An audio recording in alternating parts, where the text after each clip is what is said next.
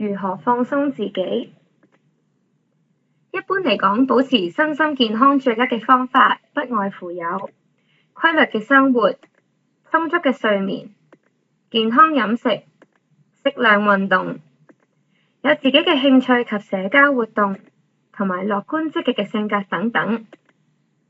而處理壓力嘅方法係十分多元化嘅，例如有藝術、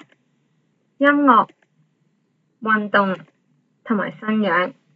最重要係揾到自己一種適合嘅方法，先至可以真正達到舒緩放鬆嘅效果。基於照顧者要面對多重嘅壓力，屋企人可以參考以下嘅方法，有助減低所面對嘅壓力。首先要保持身體健康、充足嘅體力，咁樣可以有助我哋一直向前進。例如有恆常嘅運動，多接觸大自然，深呼吸放鬆自己，並且要保持均衡嘅飲食同埋充足嘅休息，建立良好嘅生活習慣。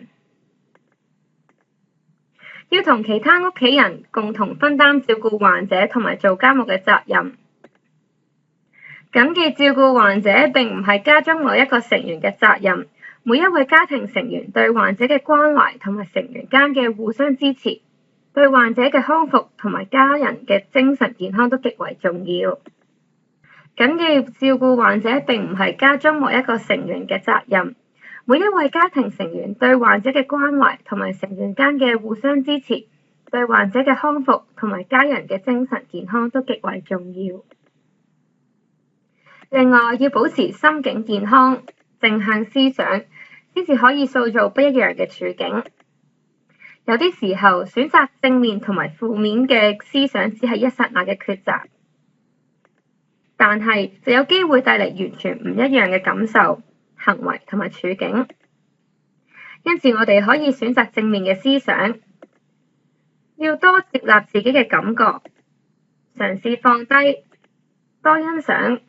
同埋獎勵自己，並且訂立合理嘅期望。同時，我哋亦都需要多聆聽自己嘅需要，注意自己嘅精神健康，唔應該俾自己長期處於高壓力或者極度勞累嘅狀況，並且要俾自己預留足夠嘅空間，例如冥想、閱讀同埋信仰。當患者情緒唔穩定嘅時候，要盡量保持自己嘅情緒冷靜平穩，以免過於受到患者嘅情況所影響。最後，要保持社交健康，有健全嘅網絡，使我哋得到幫助同埋支援。要多啲同朋友分享，多啲聆聽別人嘅意見，多啲約朋友做中意嘅事，主動多啲參加認識思覺失調嘅講座，